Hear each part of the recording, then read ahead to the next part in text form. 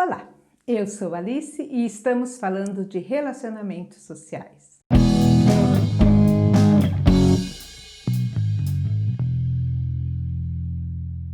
Sempre que eu penso em dar sentido e prestar atenção no que dá sentido para a vida das pessoas, eu me lembro da minha avó.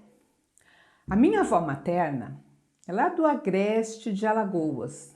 Então, na roça mesmo, é casa de barro batido, coberta de folhas, banho no rio, lavar roupa no rio, carregar água para casa para poder cozinhar num forno de barro. Então, ela passou muitas dificuldades e ela era completamente analfabeta, nunca frequentou escola. Ela casou jovem com um homem bem mais velho, né, para trabalhar na roça. E o meu avô materno, ele teve uma doença que ninguém sabe explicar, né, mas ele ficou cego.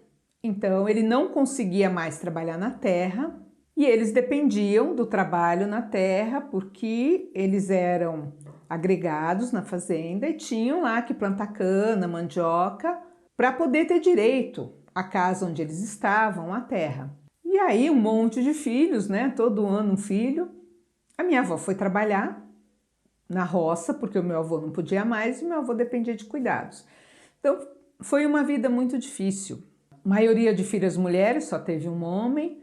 Então as mulheres se revezavam em ajudar a minha avó trabalhar na roça e ficar em casa e cuidar do avô e dos irmãos menores. E a minha avó era, apesar de nunca ter estudado na vida, descendente de índio, então ela tinha um conhecimento de curanderia, era a quem as pessoas recorriam, tanto como parteira, para os partos, como para as doenças, e ela sabia as ervas, e ela benzia, e ela fazia curativos, né, interagia com aquela comunidade com o conhecimento que ela tinha. E católica, devota, tinha muitos santos em casa, ela sabia orações compridas como a ladainha de Nossa Senhora, ela sabia de cor e rezava, ela era também a rezadeira do local. Então nas festas, nos eventos religiosos, ele se reunia e ela que conduzia o terço, as orações e tudo. Mesmo sem nunca ter lido na vida, nunca ter aprendido a ler e escrever, com o conhecimento que ela foi acumulando.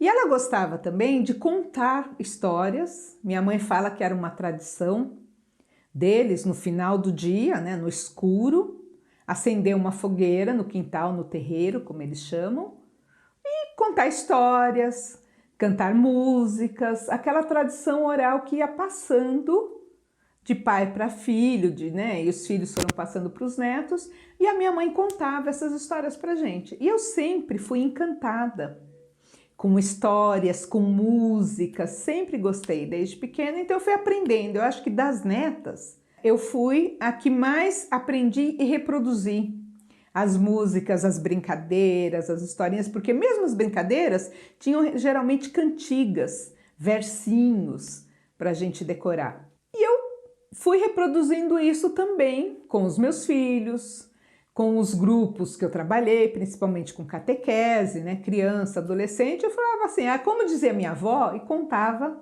as histórias que a minha avó contava. Minha avó não gostava de ficar em São Paulo, de morar em São Paulo. Ela veio algumas vezes ao longo dos anos, poucas vezes, geralmente para ajudar alguma filha que estava em dificuldade. Que todas as filhas, né, com exceção de uma que ficou lá, as outras todas vieram morar em São Paulo. Então, quando eu e minha irmã ficamos doentes, ela veio para ajudar minha mãe. Uma tia minha, quando nasceu a última filha, ela veio para ficar. Então, mas era com bastante intervalo de tempo, a gente tinha pouco contato com ela. Mas ela reproduzia, quando ela estava aqui, as histórias, as cantigas. A gente queria mais detalhes, né? A minha mãe contava as histórias, a gente queria conferir com a minha avó se era isso mesmo, se a minha mãe tinha contado diferente. Então sempre teve essa troca. E ela nunca quis ficar em São Paulo. Mesmo com as filhas aqui, mesmo com dificuldades lá, morando, né, precariamente, ela não queria. Então ela sempre voltava. E o medo dela era morrer em São Paulo. Ela queria morrer lá na terra dela.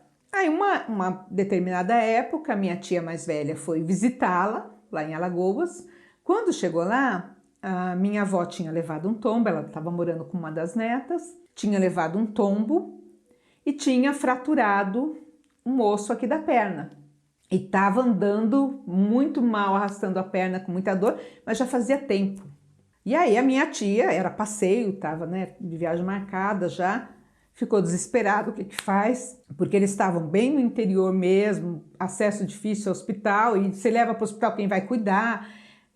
Essa neta dela, minha prima, tinha um monte de filhos pequenos, né? E aí também não podia cuidar da minha avó. Minha tia entrou em contato com as irmãs aqui em São Paulo, falou, tem que fazer alguma coisa, fizemos uma vaquinha para trazer minha avó para ter os cuidados aqui em São Paulo. E aí viagem difícil de avião, minha avó não queria, né? Sempre veio de ônibus, mas tinha que viajar de avião até pela condição dela, veio. Aí foi difícil, porque já era idosa, já tinha acontecido há bastante tempo o acidente, o osso estava completamente fora do lugar, precisou fazer cirurgias, ficar imobilizada há muito tempo e tudo que a minha avó queria era melhorar e ir embora, voltar para Alagoas. E aí passou-se bastante tempo, ela recebeu liberação para viajar, comprou-se a passagem, uma semana antes eu fui lá na casa da minha tia, onde ela estava, para me despedir. E a minha avó muito chateada, né, porque a sensação que a gente tinha é que era a última vez mesmo, né? Não teria a possibilidade tão cedo de ir para Alagoas vê-la e ela não pretendia mais voltar a São Paulo. Então a gente tinha dúvidas se a gente ia se reencontrar. E nesse sentimento a minha avó começou a chorar e falou assim, ai filha, eu não deixo nada para vocês, eu não tenho nada de herança para deixar para vocês, não tenho nada. Falei, vó, sabe qual é a herança que a senhora deixou para mim? As histórias. Lembra da história do homem que era muito mesquinho e criou um boi? Só que ele queria comer aquele boi sozinho, sem dividir com ninguém. E aí ele pega o boi e entra na floresta para encontrar um lugar para ficar sozinho, porque ele era muito mesquinho. E aí ele para num determinado lugar e aí junta umas moscas, né, uns bichos, ele fala, não, aqui não tá bom, porque ele não queria dividir nem com as moscas. E aí vai mais para dentro da floresta, para em outro lugar, junto os mosquitos, não dá, vai mais para dentro da floresta e aí ele para num lugar que silêncio, parece que não tem bicho nenhum, fala, aqui tá bom, vou preparar o meu boi. Aí ele tá lá, né, vai matar o boi, vai fazer a fogueira, vai preparar a carne, e aí de repente aparece o bicho. Minha avó nunca explicou o que era este bicho, certo? Acho que é da imaginação da gente, né? De filme de terror, cada um imagina o seu. Mas apareceu um bicho muito grande, muito feio, e veio para cima do homem, que já estava ali com o boi morto, né? Preparando ele para comer. E aí o homem, assustado com aquele bicho, tira um pedaço do boi, e aí estende para o monstro e fala assim para o bicho, titio quer? Então ele chama o monstro de titio. Aí o monstro vem, pega, né, aquele bicho feio, pega aquele pedaço e engole. Aí ele corta outro pedaço, titio quer mais? E sai jogando o pedaço de carne, se afastando e correndo para salvar a própria vida. Então o homem mesquinho que não queria dividir nada com ninguém, nem com os bichos, nem com as moscas, com os insetos, acabou dando o boi inteiro, né, pro bicho para poder salvar a própria vida. E aí lembrei, na conversa com minha avó, de outras quadrinhas, versinhos, brincadeiras que ela ensinou pra gente, e ela começou a chorar muito. E ela falava assim, ai minha filha, então é esta a herança que eu deixo para você. E é isso, porque o que fazia sentido na vida da minha avó e a lembrança que eu tenho dela eram essas histórias, estas músicas, essas brincadeiras que remetiam aos poucos mais bons momentos em que a gente tinha vivido juntas e as lembranças que a minha mãe tinha dela, apesar de uma vida sofrida, de uma vida difícil e com muito conflito também entre elas, mas a minha mãe guardava com carinho esses momentos e passou isso pra gente. No relacionamento com as outras pessoas, a gente tem que estar muito atento para saber o que faz sentido para a vida daquela pessoa, o que dá sentido, qual que é a memória afetiva.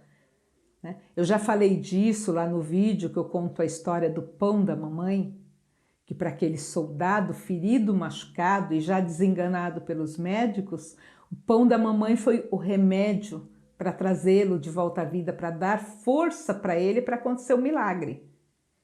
Porque era o que dava sentido. O que dava sentido para ele? A família, o pai, a mãe, aquele pão, aquela memória afetiva.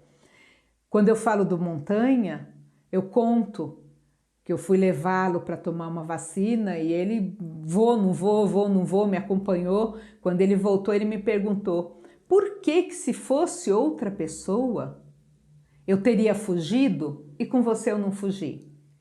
E eu respondi para ele, não é porque você disse que eu estava no lugar da sua mãe e ele se sentiu importante porque ele percebeu que eu escutava o que ele dizia, que eu gravava o que ele estava dizendo, que eu entendia. Então, que a minha escuta ia muito além do só ouvir ele falando. Eu estava preocupada com o que ele estava sentindo.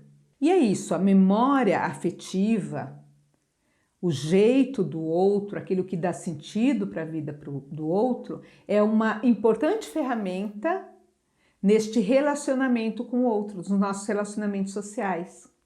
Para o meu marido é muito importante a memória afetiva da infância no interior, né? Do vinho, por exemplo, toda vez que ele toma um vinho doce, ele fala tem gosto de Natal, porque eles só tomavam vinho no Natal e era um vinho doce e as crianças também podiam tomar um pouquinho. Então a memória afetiva remete, o gosto do vinho remete à infância e a um período de festa, que era o Natal, ou a outras comidas. Então é muito importante que a gente se preocupe e desenvolva a habilidade da escuta para poder perceber este lugar importante afetivo do outro. Assim como às vezes a pessoa demonstra uma raiva sem medida e a raiva não é com você. Às vezes não é nem com aquele momento, é com alguma memória passada que mexe com a pessoa e faz ela reagir daquela maneira. Isso acontece com a gente também. Então é importante você se autoconhecer para saber o que dispara esses comportamentos, principalmente os agressivos, os negativos em você, e valorizar aquilo que é importante, que traz sentido, que dá sentido no relacionamento com o outro, no atendimento, na conversa, no relacionamento amoroso, porque todos nós somos repletos de memórias, de cheiros que trazem memórias, de histórias que trazem memórias, de músicas que nos remetem a determinadas ocasiões. E compartilhar isso e estar atento para receber essa informação do outro nos dá a ferramenta para melhorar o nosso relacionamento com o outro. Então pense, o que dá sentido à sua vida? As pessoas que estão perto de você, que estão no seu dia a dia, ou que são objetos do seu atendimento, o que dá sentido para elas? E usar essa informação para melhorar os relacionamentos, para se tornar importante na vida do outro e dar importância ao que é importante para ele. Porque para a gente pode ser um detalhe. A bagagem da pessoa em situação de rua, para a gente olhando de fora pode parecer lixo, mas lá para ela tem significado, tem importância. Qual é essa importância? Então, antes de arrancar o objeto dela, será que a gente pode entender o significado daquele objeto? E se não é tão legal, se é uma coisa que já está se deteriorando, a gente não poderia substituir por um outro que dê um sentido igual ou talvez até melhor? Pense nisso. Pense em todas essas reflexões. E se você gostou, não deixe de curtir, de compartilhar, de nos seguir, de nos acompanhar nos nossos canais, porque todo este conteúdo é preparado com bastante carinho para ajudar você a refletir e para melhorar os nossos relacionamentos sociais. Eu sou Alice e até a próxima!